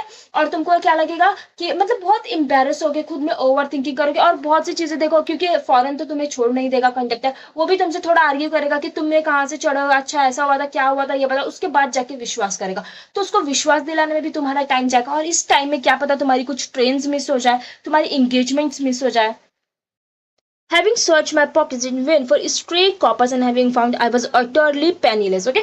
तो यहाँ पे क्या बोल रहे हैं कि फिर भी मतलब उन्हें ये तो पता था कि उन्होंने वॉलेट अपना क्या करे, भूल चुके हैं घर पे, और वो बिना वॉलेट के ही बाहर आ गया है, निकल गया मतलब अपने घर से, लेकिन फिर भी वो क्या करते कि शायद इधर उधर मेरे पॉकेट्स में कुछ पैसे, मुझे 1-2 रुपए, देखो कॉपर क्या लिखा है, कॉइन्स ऑफ लो वैल्यू, तो कुछ फूटी कौड़ी ही सही कुछ तो मुझे मिल जाएगा। लेकिन जब उन्होंने देखा, अपनी जेब पूरी तरह से तलाश कर ली, सर्च कर लिया, तो उनको मतलब समझ आ गया था कि मेरे पास बिल्कुल भी पैसे नहीं, पेनीलेस यानी कि एक पैनी भी नहीं है, 1 रुपया भी नहीं, अठन्नी चवन्नी कुछ भी नहीं है, क्या बिल्कुल पैसे है ही नहीं, वो क्या है, कंगाल है पूरी तरह से। I told the conductor with as faced as I could assume that I could not pay the fare. तो मतलब जितनी मासूमियत वाली शक्ल वो बना सकते थे, मतलब वो तो ऐसे भी मासूम थे, क्योंकि उन्होंने जानबूझकर ये नहीं किया था, वो भूल गया थे, गलती हो गई, तो गलती तो हर इंसान से होती है, राइट। लेकिन फिर भी उन्होंने उस चीज़ को और इफेक्टिव बनाने को, जितनी ज़्यादा मासूमियत वाली शक्ल बना सकते थे उतनी मासूमियत वाली शक्ल बनाई, और उन्होंने क्या कहा कि मैं तो इसके चार्जेस, मतलब फेयर यानी कि जो ट्रैवलिंग का हमारा खर्चा आता है, ठीक है, उसे कहते हैं फेयर, ठीक है, पैसा, तो मेरे पास तो बिल्कुल भी पैसे नहीं है, मैं नहीं दे सकता हूँ, and must go back for the money, मुझे वापस लौटना होगा पैसे लाने के लिए। Oh you don't need to get off, that's all right said he. तो जो हमारा कंडक्टर था उसने क्या कहा कि अरे कोई ज़रूरत नहीं, कोई बात नहीं, ठीक है, it's all right. All right said I but I haven't a copper on me. उन्होंने कहा हाँ ये बात तो ठीक है, आप सही कह रहे हैं, लेकिन मेरे पास बिल्कुल पैसे हैं ही नहीं। Oh I will book you through, he reply. तो फिर जो कंडक्टर था उसने कहा कि अरे कोई बात नहीं यार, मतलब यहाँ पे कन्वर्सेशन समझ आ रही है कि उन्होंने क्या कहा कि मेरे पास बिल्कुल पैसे नहीं, बहुत मासूमियत वाली शक्ल बना के। तो जो कंडक्टर है जी वो बहुत अनएक्सपेक्टेड था उनके लिए भी। कंडक्टर ने कहा कि कोई बात नहीं, तुम बस मुझे बताओ कि तुम्हें कहाँ जाना है। तो वो बोल रहे हैं कि उनके मतलब विश्वास नहीं, मुझे बहुत अनएक्सपेक्टेड था ना। तो राइटर ने कहा कि रियली, मतलब मेरे पास सच में बिल्कुल पैसे नहीं है। तो उन्होंने क्या कहा कि अरे कोई बात नहीं, बस तुम मुझे बताओ कि तुमको कहाँ जाना है, मैं तुम्हारी टिकट क्या कर तो अभी बुक करता हूँ, उसने ऐसा कहा कंडक्टर ने। Where you want to go, कहाँ जाना है तुम्हें, बस तुम क्या करो मुझे बता दो कहाँ जाना है, मैं तुमको टिकट निकाल कर दे दूंगा, बाकी कुछ टेंशन लेने की जरूरत नहीं। He handle his bundle of stick with the air a man who was prepare to give me a ticket from anywhere from the bank to Hong Kong. तो क्या क्या उसने मतलब इस बात पे क्या कहा कि तुम्हारे पास पैसे नहीं है तो कोई बात नहीं, तुम बिल्कुल भी लौट कर मत जाओ, तुम क्या करो बस मुझे बता दो कि तुमको कहाँ जाना है, और बाकी सब जो भी चीजें हैं मैं मैनेज कर लूंगा, मैं तुमको टिकट्स निकाल कर दे दूंगा। Okay, I said it was very kind of him and told him where I wanted to go. And as he gave me the ticket, I said, but where shall I send the fare? Okay. So उन्होंने क्या कहा, मतलब उसका बहुत शुक्र अदा किया, kind, very kind, आप बहुत अच्छे इंसान है, मैं ये हमेशा याद रखूंगा, ऐसा राइटर ने कहा। और उसको कहा कि ये आपने मुझे टिकट तो दे दी, आपको इस चीज़ के लिए मैं बहुत ग्रेटफुल हूँ, लेकिन अब मैं पैसे कहाँ पर भेजूंगा, जब मुझे पैसा भेजना होगा, मैं मतलब मेरे पास जब मेरा वॉलेट आ जाएगा। Oh you will see me someday, all right, he said cheerfully. तो चेयरफुली यानी कि बहुत हैप्पीली उसने क्या कहा, अरे तुम मुझे कभी ना कभी तो मिल ही जाओगे, चिंता मत करो। ही टर्न टू गो, ठीक है, ऐसा कहकर वो चला गया। बहुत एक अच्छा इंसान था, बहुत उसका चेयरफुल नेचर था, ठीक है, बहुत पोलाइट था, उसने बहुत आराम से बात की, उनको टिकट भी दे दिया। इन इवन थ्रू वो पूछ भी रहे हैं उनको कि मैं तुमको कहाँ पर पैसे लौटाऊं, आपने इतना बड़ा मेरे पे एहसान किया। तो वो कह रहे हैं कि अरे तुमको इस चीज़ की भी टेंशन लेने की जरूरत नहीं कि तुम मुझे कहाँ पर जाओगे, मैं कभी ना कभी तो तुम्हें मिल ही जाऊंगा। बहुत एक उसमें एक जो उसका वो कहते हैं ना ऑरा, वो बहुत कैसी थी, पॉजिटिव थी, ठीक है। And then luckily my fingers still wandering in the corner of my pocket lighted on the shield and the counted was squared, but the fact that did not lessen the pleasure with the good nature and action given me. Okay, तो क्या कहा, मतलब इतना सब तो हो गया, लेकिन फिर भी मतलब उनको थोड़ा सा ऐसा लगा कि यार कितना अच्छा इंसान है। भले से उनको उन्होंने क्या किया, फिर से अपने पॉकेट में हाथ डाला कि भाई कुछ तो निकल जाए मेरे जेब से, लेकिन उनको पैसा नहीं मिला। लेकिन वो जो आदमी था, कंडक्टर था, उनका जो फ्रेंड था, पोलाइट कंडक्टर, ठीक है, वो इतना अच्छा उसका नेचर था कि मतलब उनको वो मतलब एक दिल में बात रह गई कि यार कितना अच्छा एक्सपीरियंस रहा मेरा इस चीज़ के साथ भी। मतलब उनके साथ बहुत बुरी चीज़ भी हो सकती थी, इसके लेके उनको कोई बहुत ज़्यादा इंसल्ट भी कर सकता था, डिग्रेड भी कर सकता था, लेकिन जो एक्सपीरियंस उन्होंने वो फेस किया वो बहुत उनके लिए क्या था, एक प्लेजरेबल था, बहुत उनको हमेशा याद रहने वाला था। A few days after, my most sensitive toy was trampled on rather heavily as I got sitting on the top of the bus. I looked up with some anger and more arrogance and saw my friend to the cheerful countenance. Okay, तो कुछ दिन के बाद जब ये incident हुआ, जब वो अपना वॉलेट भूल गया, तो उसके कुछ दिन के बाद क्या हुआ कि वो बस में बहुत आराम से बैठ के क्या कर रहे थे, अपनी बुक्स वगैरह वो रीड कर रहे थे। और उसी टाइम पे क्या हुआ कि उनका जो टॉय था, यानी कि मोस्ट सेंसिटिव टॉय, जो उनका अंगूठा था, जो सबसे ज़्यादा, या फिर वो अपने ना पैर के अंगूठे की लास्ट की बात करेंगे, जो छोटी सी हमारी पैर की उंगली होती है, तो वो सेंसिटिव होती है, राइट। तो उस पर किसी ने क्या किया, चढ़ गया, ठीक है, ट्रम्पल्ड, यानी कि किसी ने उसको क्या किया, चढ़ गया, उसको कुचल दिया, ठीक है। और उनको उस चीज़ से बहुत ज़्यादा पेन हुआ। और क्योंकि मतलब जिसने उनको कुचला था उसको क्या किया, उन्होंने ऐसे बुक हटाया और ऐसे ऊपर वो एक्सप्रेशन दिया। उन्होंने कैसा एक्सप्रेशन दिया उनको, बहुत गुस्से वाला और एरोगनी। एरोगनी यानी कि वो गुस्से में तो थे ही, क्योंकि उनको क्या किया था, उनके पैर पे किसी ने चढ़ गया था, लेकिन उसी के साथ साथ वो और ज़्यादा तकलीफ में थे क्योंकि वो उनको हर्ट कर रहा था, राइट। और जब उन्होंने ऐसे ऊपर अपनी मुंडी की, इन दोनों एक्सप्रेशंस के साथ, किसके साथ, एक तो वो गुस्से में थे प्लस एगोनी में थे। एगोनी यानी कि यस, तकलीफ में थे। ओके, तो जब उन्होंने ऐसे ऊपर मुंडी की तो उन्होंने देखा कि अरे ये तो वही है उनका चेयरफुल फ्रेंड, यानी कि हमारा पोलाइट कंडक्टर। ओके, कंटेनेंस यानी देखो गेस द मीनिंग लेगा, कंटेनेंस यानी कि एक्सप्रेशन, ठीक है। तो फिर क्या किया उन्होंने, यही कह रहे हो कि जब मैंने ऊपर मुंडी किया तो वो कौन था, उनका वही दोस्त था जिसका बहुत चेयरफुल क्या था, एक्सप्रेशंस थे, वो बहुत चेयरफुल पर्सन था। Sorry sir, he said, I know this are heavy boots. तो जो कंडक्टर था उन्होंने कहा, सॉरी सर, मुझे पता है ये जो बूट्स है मेरे, बूट्स यानी कि वो जूते होते हैं ना जो बारिश में पहनते हैं, देखो या वैसे वाले, तो ये बूट्स क्या है हमारे, मेरे बहुत हैवी है और मैंने इन्हें पहना है, लेकिन मैं खुद इनसे क्या हूँ, बहुत फ्रस्ट्रेट हो रहा हूँ क्योंकि मैं भी इस चीज़ से कंफर्टेबल नहीं, और इसीलिए मैं क्या करूँ, दूसरों के पैर भी कुचल रहा हूँ, ठीक है। ट्रेडिंग यानी क्या होता है कि चढ़ना, ठीक है, दूसरों के पैर पे चढ़ रहा हूँ मैं भी, क्यों समझ आ रही बात, क्योंकि मैं खुद मानता हूँ ये मेरे बहुत हैवी बूट्स है जिससे मैं खुद भी कंफर्टेबल नहीं हूँ, ये मुझे भी ट्रबल कर रही है, और मैं क्योंकि कंफर्टेबल हूँ इसीलिए मैं दूसरों के पैर भी कुचल रहा हूँ। Hope I didn't hurt you sir. मैं उम्मीद करता हूँ कि आपको मुझसे ज़्यादा तकलीफ ना पहुंची होगी मेरे चढ़ने की वजह से। ही है, किसने कहा? कंडक्टर ने, कि आपको मेरी वजह से हर्ट नहीं हुआ होगा। He had hurt me but he was so nice about it that I assured him he didn't. This is so sweet.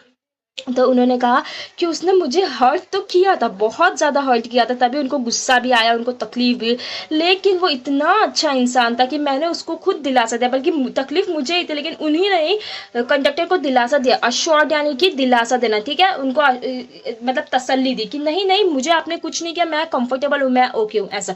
तो बात समझ आ रही कि मैं, अब ये बहुत प्यारी लाइन लगी मुझे, इट्स एक्चुअली स्वीट, कि उन्होंने मुझे हर्ट तो किया था लेकिन वो इतने अच्छे इंसान थे कि मैंने उन्हीं को दिलासा दिया कि नहीं तुमने हर्ट नहीं किया है मुझे, ठीक है, ताकि मतलब वो ऐसा अपसेट ना हो कि अरे मेरी वजह से किसी को तकलीफ पहुंच गई, इसीलिए। Okay, after this I begin to observe him whenever I boarded his bus and found a curious pleasure in his constant good nature of his bearing. Okay, तो उसके बाद जब भी हमारे राइटर उस बस में चढ़ते थे जिसके वो कंडक्टर थे, तो वो हमेशा उनको नोटिस करते थे कि ऐसा कुछ नहीं कि ये इंसान फेक बन रहा है किसी एक दो के साथ, नो, इसका जो वो कंडक्टर था वो वैसे ही था, उसका नेचर ही वैसा था, वो हमेशा कैसे रहता था, वैसे ही मूड में रहता था, ठीक है। मूड इन द सेंस कि चेयरफुल पर्सन, हमेशा रिस्पेक्टफुल, पोलाइट, हमेशा ही वो क्या था, अच्छा ही था, वो एक बहुत अच्छा इंसान था। Okay, he seemed to have an inexhaustible fund of patience and a gift for making his passenger comfortable।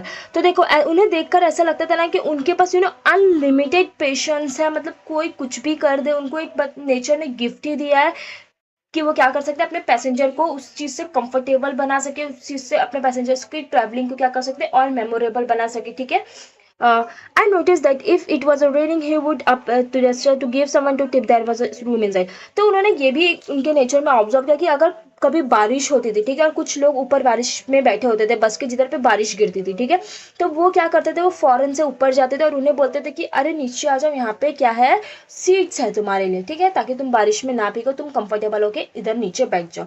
With old people he was as considerate as son and with children as solicitous as a father। तो जो बूढ़े लोग होते थे, जो old age people होते थे, उनके साथ वो कैसे रहते थे, एकदम बिल्कुल उनके बेटों की तरह, ठीक है, कि सबको लगता था कि ये इनका ही बेटा है। और जो छोटे बच्चे होते थे उनके साथ वो कैसे होते थे, केयरिंग और कंसर्न एज अ फादर। तो देखो बड़े बच्चों के साथ वो कैसे बड़े सॉरी, बड़े बच्चे नहीं, वो ओल्ड एज वाले लोगों के साथ, बड़े लोगों के साथ कैसे रहते थे, जो लोग ओल्ड होते थे, ठीक है, जो बुढ़े होते थे, जैसे कि वो उनका ही बेटा है। और जो छोटे बच्चे होते थे वो उनके साथ कैसे रहते थे, जैसे वो उनके पिता है, वो इतने कैरिंग, इतने लविंग थे उनके साथ, छोटों के साथ। He had evidently a peculiar warm place in his heart for young people। तो देखो यहाँ पे बड़ों की तो बात हो गई, छोटों की तो बात हो गई, तो यंग कहाँ जाए, तो वो यंग लोगों के साथ भी उनको देखकर हमेशा ऐसा लगता था कि इनके लिए बहुत एक स्पेशल वार्म प्लेस है, यंगस्टर्स के लिए भी। एंड वो हमेशा जब भी कोई यंगस्टर आता था तो उनके साथ क्या होता था, इंडल्ज यानी कि इंक्लूड, तो कुछ ना कुछ वो कन्वर्सेशन इंटरेस्टिंग उनसे करते रहते थे, उनसे बहुत प्यार से बात करते थे, कोई ना कोई कन्वर्सेशन उनके साथ इनिशिएट करते थे, ठीक है। Okay, so if he had a blind man on the boat, it was not enough to set him down safely on the pavement। Okay, तो मैं पहले इतना एक्सप्लेन कर देती हूँ। तो अगर कोई देखो उनका जो पैसेंजर है उसमें से अगर कोई ब्लाइंड मैन होता, ब्लाइंड मैन यानी पता है ना, जिन्हें दिखता नहीं है, उनकी बात हो रही है। तो कोई ऐसा होता जो ब्लाइंड मैन होता, तो वो बस इतना ही नहीं करते थे कि उनको सेफली उन्होंने क्या किया, छोड़ दिया, मतलब अपने बस से उतार दिया, बल्कि इसके साथ साथ he would call to Bill in front to wait while he took him across the road और राउंड टू द कॉर्नर। तो बस वो उन्हें छोड़ते नहीं थे कि चलो ठीक है आप उतर जाओ, अब आप सेफली जाओ, नो, बल्कि वो अपनी जगह पे किसी और को लाके खड़ा रखते थे, ठीक है, बिल इन फ्रंट, किसी और को खड़ा रखते थे, और उनको रोड तक, जो ब्लाइंड पीपल है उनको क्या करते थे, रोड क्रॉस करवाते थे, या उनका जो भी कॉर्नर तक उनको पहुंचना होता था वहां पे वो खुद से कंडक्टर उन लोगों को, अपने पैसेंजर को, जो लोग ब्लाइंड होते थे उनको पहुंचा के आते थे, or otherwise safely on his way। In short, I found that he irradiated such an atmosphere of good temper or kindness that a journey with him was a lesson of natural courtesy and good manner। तो मतलब irritated यानी कि spread, ठीक है, तो उन्होंने इतनी positivity spread कर दी थी उनके माहौल में, उनके एटमॉस्फेयर में, कि उनके साथ जर्नी करना, यानी कि उनके साथ जब जिस बस में वो कंडक्टर था उस बस में ट्रैवल करना, ऐसा लगता था कि भाई ये कुछ तो मतलब लाइव लेसन है कि गुड मैनर्स कितना कुछ अच्छा कर सकते, कितनी पॉजिटिव वाइब्स फैला सकती है। What struck me particularly was the ease with which he got through his work. तो मतलब एक पर्टिकुलर चीज़ जो हमारे जहन में, हमारे दिमाग में या हमारे मन में रह जाती है, तो राइटर के लिए वो एक ऐसी चीज़ ये थी कि वो इतना कंफर्टेबल, इतना इजीली अपना वर्क निभाते थे ना, जैसे कि he is actually enjoying it. ठीक है, बल्कि देखो कोई हमारा कितना भी पैशन हो, जो काम को हम इंजॉय करते हो, लेकिन एक मूवमेंट के बाद ऐसा आता है कि भाई कितना परेशानी हो रहा है, कितना हम लोग वो हो जाते हैं कि अब बस हो गया, पक गए, नहीं। लेकिन उनके साथ जो इतना इजीली गोइंग, सब कुछ इतनी स्मूथली करते थे वो, ये एक बहुत ही ऐसे थी कि मेमोरेबल चीज थी। ठीक है, okay. If bad manners are infected, so are good manners. या तो जैसे कि देखो, अगर हम कहते हैं कि जो बुरा है तो हम भी उसके साथ क्या हो जाते हैं, बुरा हो जाते हैं। ठीक है, तो ऐसे ही गुड मैनर्स का भी है कि अगर कोई अच्छा है तो हम भी क्या हो सकते हैं, उसके साथ अच्छे हो सकते हैं। ठीक है, if we encounter incivility, most of us have to become uncivil.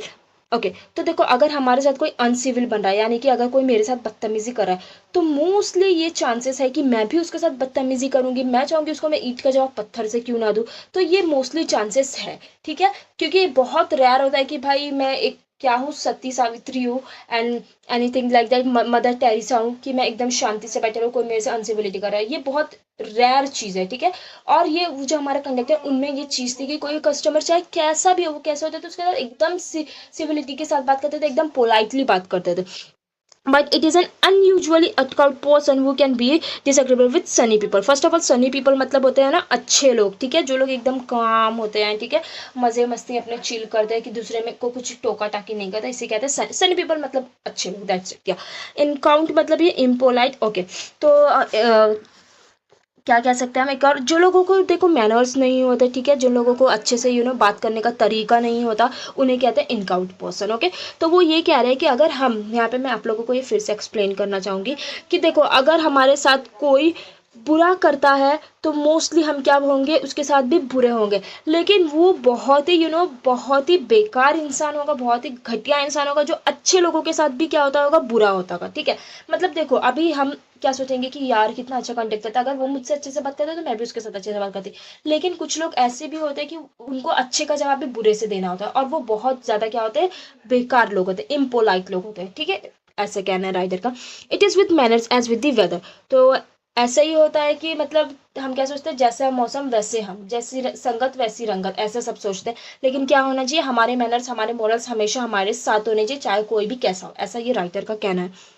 Nothing clears up my spirit like a fine day, said Keats, and a cheerful person who descends on the evening closing with a something on the benediction of a fine day. ठीक है, अब blessing. Okay, तो देखो उनको मतलब इससे ज़्यादा उनके लिए कुछ अच्छा दिन हो ही नहीं सकता, उनके लिए इससे ज़्यादा कुछ अच्छी बात हो ही नहीं सकती कि कोई इतना चेयरफुल पर्सन उनको मिल रहा है, और उनका दिन जो होता था उनके साथ, वो क्या हो जाता था, एक ब्लेसिंग की तरह होता था। ठीक है, पूरा दिन उनका बहुत अच्छा जाता था जब वो उनके साथ ट्रैवल करते थे कंडक्टर, क्योंकि उनमें एक ऐसी चीज़ थी जो पूरी पॉजिटिविटी क्या करती थी, हर जगह स्प्रेड करती थी, सब लोग मुस्कुराते खेलते जाते थे।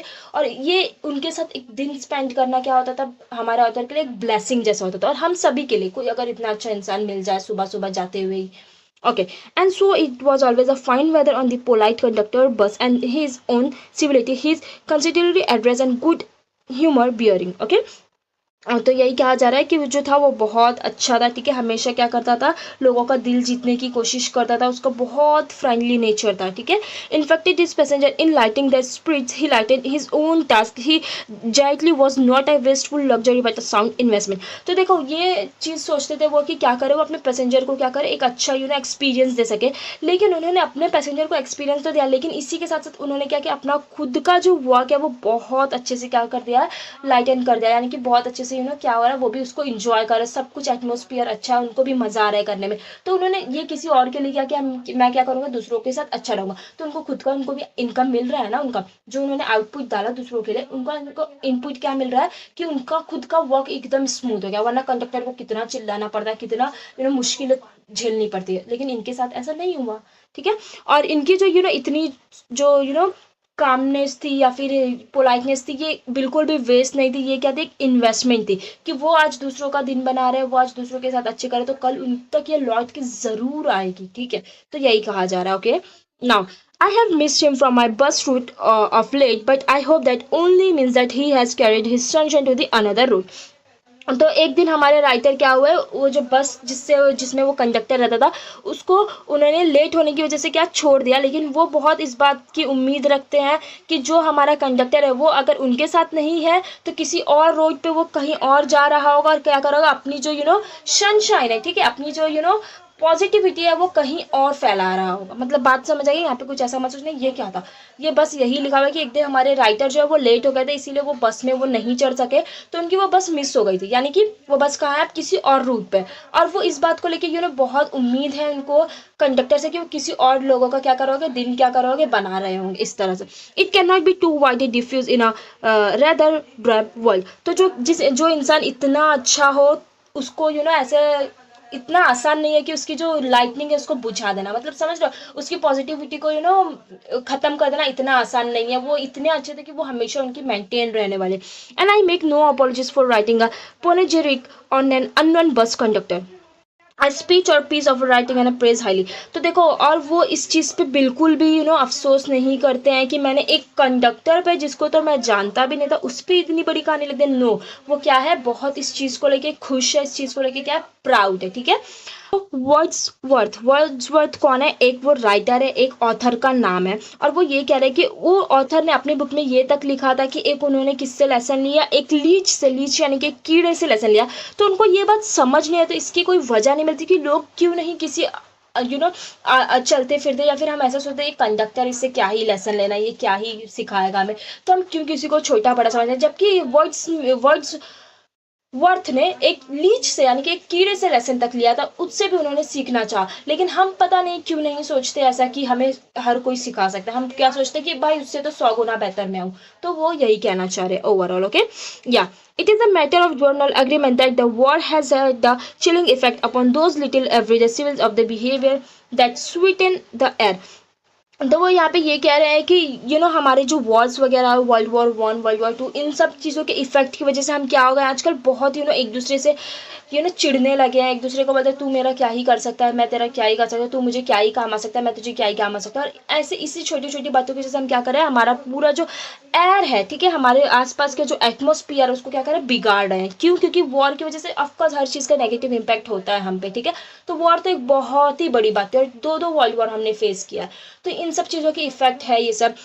We must get those civils back if we are to make life kindly and tolerable for each other। देखो, tolerable यानी कि मैं, देखो, रिलीजियस टॉलरेंस में आपको एग्जांपल देना चाहूंगी। रिलीजियस टॉलरेंस कैसा होता है, एक रिलीजियस टॉलरेंट किंग है, तो वो क्या होगा कि मैं, मेरी जो रिलीजन है, मैं उसको ऑफकोर्स फॉलो करूंगा, पूरी तरह से फॉलो करूंगा। लेकिन आपका जो रिलीजन है, मुझे उससे भी कोई दिक्कत नहीं है, मैं क्या करूंगा, उसको बर्दाश्त करूंगा। एक ऐसा किंग कह रहा है, तो इसे कहते हैं रिलीजियस टॉलरेंस। तो इसी तरह से हमें हर चीज में सोचना चाहिए कि हम भी टॉलरेट बने। जैसे ये किंग होता है, हम किंग से एक्सपेक्ट करते हैं, हमारा जो कंट्री का लीडर होता है, मुझसे एक्सपेक्ट करते हैं कि वो टॉलरेट रहे। ताकि क्या मतलब, टॉलरेट मतलब ओवरऑल समझ गया ना, कि मैं हूँ, मेरे कुछ बिलीव है, I will follow my believes, but I will not criticise your believes. तुमको भी पूरा अधिकार, तुम अपनी जो तुम्हारी सोच है उसको फॉलो करो, मुझे कोई दिक्कत नहीं है। तो ऐसा होना चाहिए, ऐसा नहीं कि नहीं ऐसा क्यों सोचता है भाई, ये बहुत गलत बात है, मैं नहीं एक्सेप्ट करूँ। नो, काय के लिए अपना दिमाग खराब करना और सामने वाले का भी। तो वो यहीं पे कहा गया, एक दूसरे को क्या करो, थोड़ा सा बर्दाश्त करना पड़ेगा, ठीक है, एक दूसरे को मिलकर चलना पड़ेगा, एक दूसरे के साथ सिविल बनना पड़ेगा। We cannot get them by invoking the law. The policeman is a necessary symbol and the law is a necessary institution for a society that is still somewhat lower than the angel। तो यहाँ पे ये कहा जा रहा है कि देखो, हमें ये सिविलिटी तो चाहिए हमारी सोसाइटी में, ठीक है। हम चाहते हैं कि हम एक दूसरे को रिस्पेक्ट करें, हम एक बहुत ही अच्छे माहौल में रहें, एक अच्छे एटमॉस्फेयर में रहें। लेकिन हम ऐसा नहीं कर सकते कि एक दूसरे को मारे, कि तू ज़बरदस्ती से मुझे प्लीज़ बोल, मैंने देखो अच्छा चीज़ दिया तो मुझे थैंक यू क्यों नहीं बोला। जैसे लिफ्टमैन ने क्या किया था, यहाँ पे लिफ्टमैन ने लॉ तोड़ा था ना, इसीलिए पूरा स्टेटमेंट लिखा है, we can not get them back by invoking the law. जैसे कि लिफ्टमैन ने क्या कहा, उसको रिस्पेक्ट चाहिए था तो उसने उसको वायलेंस का इस्तेमाल किया, which was very wrong, right. तो यही कहा जा रहा है यहाँ पे कि हम लॉ नहीं तोड़ सकते, कि भाई तू जबरदस्ती नहीं कह सकते कि भाई तू मुझसे अच्छे से बात कर, we can not do that, ठीक है। अगर कुछ ऐसी सीरियस बात होगी, अगर कुछ ऐसा वायलेंस की बात होगी, तो हमारे पास हमारी पुलिस है, हमारे पास हमारा लॉ है, ठीक है, जो हमें बहुत सी चीज़ें सिखाता है। अगर हम उसे भी फॉलो करते हैं, हम एक बहुत अच्छे सिटीजन बन सकते हैं, ठीक है। और यहाँ पे ये देखो, लोअर देन एंजल्स यानी कि less here is means less than perfect. देखो, हमारी पुलिस भी है, हमारी लॉ भी है, इसमें भी बहुत सी चीज़ें हैं जो कमियां हैं, जिसमें इंप्रूवमेंट चाहिए। और स्पेशली अगर हम हमारे इंडिया की बात करें, तो हमें तो बहुत ही ज़्यादा इंप्रूवमेंट चाहिए हमारी कंट्री के लिए, राइट, स्पेशली पुलिस मैन के लिए। तो यहाँ तो ये कह रहे हैं यहाँ पे कि पुलिसमैन भी है और लॉ भी है, तो वो लोग भी मतलब बहुत अच्छा काम कर रहे हैं। लेकिन अब कोई फरिश्ता तो बन नहीं सकता, कोई एंजल तो बन नहीं सकता, परफेक्ट तो कोई बन नहीं सकता। तो परफेक्ट से वो लोग थोड़ा नीचे, लेकिन फिर भी वो लोग क्या कर रहे हैं, बहुत अच्छा अपना काम कर रहे हैं। ये शायद अपने कंट्री की बात कर रहे होंगे ऑथर, हमारी कंट्री में तो ऐसा नहीं है, बट हम उनकी कंट्री का ही समझ कर चलते हैं। But the law can only protect us against the material attack, nor will be the liftman way of meeting moral offense by physical violence help us to the restore the civilian. Okay, तो यहाँ पे क्या कहा जा रहा है कि देखो, लॉ भी हमें प्रोटेक्ट कर सकता है, तो हमें स्पिरिचुअली या इमोशनली तो प्रोटेक्ट नहीं कर सकता। हमें कैसे प्रोटेक्ट कर सकते हैं, मटेरियल चीज़ों से। मटेरियल अटैक यानी कि कोई हमारे साथ छीनम झपड़ी कर रहा है, ठीक है, कोई हमारा सामान छीन रहा है, कोई मेरे गले की चेन छीन रहा है, कोई मेरा वॉलेट छीन रहा है, पर्स छीन रहा है, जो भी मेरी मटेरियल चीज़ है, ठीक है, जो पैसे से खरीदी जा सकती है, जो हमारे इस वर्ल्ड के लिए इम्पोर्टेंट है, तो वो सब चीज़ें के लिए हम किसी की कंप्लेन कर सकते हैं, हमें लॉ प्रोटेक्ट कर सकता है। लेकिन हमें स्पिरिचुअल चीज़ों के लिए, ठीक है, हमें इमोशनल चीज़ों के लिए, ठीक है, सिविल बनने के लिए, ये सब चीज़ों के लिए तो लॉ प्रोटेक्ट नहीं कर सकता। बिकॉज ये देखा जाए तो यू नो इम्पॉसिबल है। और जो लिफ्ट मैन ने किया, ठीक है, वो भी क्या था, फिजिकल वायलेंस था, जो बहुत ही गलत था, ठीक है, वो मोरल बिल्कुल भी नहीं था, एक गलत हरकत थी उसकी। और ऐसे तो हम कभी भी नहीं कर सकते कि हमारी सोसाइटी में सिविलिटी ला सके, ठीक है। तो यही कहा जा रहा है यहाँ पे कि जो लिफ्ट मैन ने किया था वो एक गलत चीज थी, और ऐसे हमारा जो सिविलिटी वो कभी हम रिस्टोर नहीं कर सकते, कभी वापस नहीं ला सकते, ठीक है। I suggest him to him that he would have had a more subtle and effective revenge if he had treated the gentleman who would not say please with elaborate politeness. तो वो कह रहे हैं कि मैं तो ये सजेस्ट करूंगा लिफ्टमैन को कि इससे भी अच्छा रिवेंज, देखो उन्होंने धक्का तो मार दिया उसको और अगले दिन उनको ही सजा मिली, इससे अच्छा वो क्या करते हैं, क्या रिवेंज लेते हैं कि उसने क्या कहा एकदम गुस्से में, टॉप प्लीज, तो वो उसको कहते हैं यस सर प्लीज आइए ना। मतलब एकदम इतनी प्यार से बात करते, इतनी प्यार से बात करते कि वो जो था कंप्लेनेंट जिसने उनकी कंप्लेन की थी, वो खुद ऐसे उसका एक सॉफ्ट कॉर्नर हिट हो जाता है। वो क्या कहता है, अरे यार कितने प्यार, कितना अच्छा इंसान है, मेरे से कितने प्यार से बात किया, मैंने इस पे क्यों गुस्सा था। मतलब कि उसको खुद ही मन में ही रिग्रेट हो जाता। समझ आ रही, तो वो यही कह रहे कि उसको धक्का मारा, फिर इवेंचुअली ये सजा किसको मिली, लिफ्टमैन को ही मिली कि उनको फाइन भरना पड़ा। इससे अच्छा बेस्ट रिवेंज क्या होता कि जो उसने हरकत की उसका वो बिल्कुल अपोजिट कर दे और उसको इतने प्यार से कहते कि उसको एकदम वो पिघल जाता, ठीक है, और उसको खुद अपने मन में रियलाइज हो जाता। Okay, so he would have had the victory not only over the poor but over himself, and this is a victory that comes। तो वो ये कह रहे हैं हमारे ऑथर आज के कि अगर उन्होंने ऐसा पोलाइटनेस से उसको खुद शर्मिंदा कर दिया था, उसको खुद अपनी नजरों में पानी पानी कर दिया था, तो ये सिर्फ और सिर्फ उस आदमी के जो रूट था, जो बूढ़ था, ठीक है, जो इनसेंसिटिव पर्सन था, जो उनको ऑर्डर दे रहा था कि टॉप पे लेके चलो मुझे, ये सिर्फ उसके खिलाफ नहीं जीतते, बल्कि वो अपने आप में ही क्या होते हैं कि यस, उनको खुद में ही क्या होता है, एक गर्व होता है कि मैंने आज क्या काम किया, एकदम सैवेज रिप्लाई दे के आया। मतलब ऐसा ही लगता, वो ये कह रहे हैं। और जो ऐसी विक्ट्रीज होती है वो मतलब हमेशा याद रहती है। मतलब आपने सोचो ना, आप किसी और की, आपको कोई स्टोरी सुना रहा है और वो आपको बोल रहा है कि मुझे तो वो ऐसे रूट बोला था, मैंने उसको इतने प्यार से बोला कि वो खुद ही पिघल के मेरे सामने मुझसे अपोलॉजी करने लगा, तो आप बोलो wow this is so great. तो ऐसी जो विक्ट्रीज है ये क्या होती है, काउंट होती है, याद रहती है, ठीक है। और जो उन्होंने लिफ्ट मैन ने जो हरकत की, मतलब उसको धक्का मार के निकाल दिया, ऐसे में तो वो खुद ये क्या होंगे, इस चीज को लेके शर्मिंदा हो गए, आगे चलकर उनको रिग्रेट भी होगा क्योंकि उनको फाइन भी भरना पड़ा था। द पोलाइट मैन में lose the material advantage but he always has the spiritual victory. तो देखो जो पोलाइट मैन है उसको कुछ पल के लिए ऐसा है, जो पोलाइट बन रहा है, मतलब कि जो रिस्पेक्ट शो कर रहा है, ठीक है, बुरे इंसान के साथ बुरा नहीं बना, वो भले से कुछ पल के लिए क्या होगा कि उससे बहुत ऐसा फेलियर जैसा फील होगा और ऐसा लगेगा मुझे बहुत कुछ मुंह तोड़ जवाब देना चाहिए था, ये करना चाहिए था, वो करना चाहिए था। लेकिन कुछ टाइम के बाद उसको इतना स्पिरिचुअली विक्ट्री लगा कि भाई मैंने जो भी किया था बहुत सही काम था। मतलब वो अपने मन के अंदर से जीत जाएगा, ठीक है, अपनी नजरों में वो क्या हो जाएगा, विनर बन जाएगा। और अगर वो लड़ाई करता, मारता, उसको भी वो मारता, दोनों की लड़ाई होती, बाद में इस चीज से रिग्रेट होता। लेकिन अगर वो ये सब नहीं करता बल्कि उसको पोलाइट आंसर देगा, तो उसको क्या होगा, बाद में उसे खुद समझ आ जाएगा कि मेरी स्पिरिचुअली विक्ट्री हुई है। I comment to the liftman a story of Chesterfield in his time the London. अच्छा ठीक है, तो पहले ये हम समझ रहे थे कि वो कहना क्या चाह रहे हैं। तो चेस्टरफील्ड ना एक स्टोरी के बारे में हमें बताएंगे वो यहाँ पर, ओके। और ये लिफ्टमैन को वो कहना चाहेंगे, मतलब उसको बताना चाहेंगे ताकि वो इससे कुछ सीख सके। तो चेस्टरफील्ड जो स्टोरी है उनकी बात वो कहेंगे। In his time the London streets were without the pavement of today and the man who took the wall had the driest footing. तो देखो ये तब की बात है जब लंदन में तो रोड होती थी, स्ट्रीट्स होती थी, लेकिन आजकल की हमारी रोड्स कैसी इतनी अच्छी नहीं होती थी। कैसी होती थी, जब हम बहुत ज़्यादा गांव खेड़े में जाएंगे जो बिल्कुल भी डेवलप नहीं है, वहाँ के रोड्स कैसे होते हैं। तो लंदन में उस टाइम की बात है जब लंदन में वैसे रोड्स हुआ करते थे। और जो आदमी था जो वॉल की तरफ से जा रहा था, मतलब वहाँ पे कैसा था, थोड़ा अच्छा रोड था, थोड़ी सी सूखा था, अच्छे से रोड थी, उस तरफ से वो जा रहा था footing. I never give the wall to the scoundrel, said the man who met Chesterfield one day in the street. तो देखो, स्क्रैंडल यानी क्या होता है कि एक बहुत ही घटिया इंसान को, बदतमीज इंसान को, ठीक है। तो वो जो रोड की तरफ से आदमी जा रहा था, उन्होंने चेस्टरफील्ड को क्या कहा कि मैं कभी भी किसी घटिया इंसान को, तुम जैसे बेवकूफ़ों को रोड नहीं देता जाने के लिए। ऐसा कहा किसको? चेस्टरफील्ड को, उस आदमी ने। I always do said Chesterfield. Oh my God, this is the best part of the lesson. तो उन्होंने क्या कहा था, जो रोड की तरफ से जा रहे थे, कि मैं तुम्हारे जैसे गधों को कभी भी रास्ता नहीं देता जाने के लिए। लेकिन चेस्टरफील्ड ने कहा अच्छा, लेकिन मैं तो देता हूँ, जाइए आप। Oh, this is so savage, right. तो उन्होंने मतलब ऐसे रास्ता दिखाया उनको, मतलब समझ रहे हो ना, ये समझना चाहिए आपको। ये कैसा है कि वो एक वॉल की तरफ से जा रहा है आदमी, और वो वॉल की तरफ वो जाते हुए कह रहा है कि मैं किसी भी गधे को, तुम्हारे जैसे को, कभी रास्ता नहीं देता। तो वो जो चेस्टरमैन थे, जिनको उन्होंने गधा कहा था, वो उसको कह रहा है कि अच्छा ऐसा है क्या, लेकिन मैं तो रास्ता देता हूँ, तुम प्लीज चले जाओ, ठीक है। स्टेपिंग विदाउट विद अ बो इनटू द रोड। तो मैंने कहा ना, उन्होंने क्या कहा कि ऐसे मतलब अपने हाथ की तरफ से उनको ऐसा रास्ता दिखाया कि आप चले जाओ, क्योंकि मैं तो देता हूँ सब गधों को जगह। Okay, so I hope the lift man will agree that his revenge was much more sweet than if he had flung the fellow into the mud. तो वो ये कह रहे हैं कि लिफ्ट मैन को मैं उम्मीद करता हूँ कि उससे मतलब समझ आ गई होगी ये बात, की जो उसका रिवेंज था, यानी कि उसने जो धक्का मारा, ये तो कुछ ऐसा वर्थ वाइल नहीं था। लेकिन अगर उसने कुछ ऐसा ही स्वीट हरकत की होती जिसकी वजह से वो खुद अपनी आंखों में शर्मिंदा हो गया होता, तो ये एक बहुत बड़ी बात होती।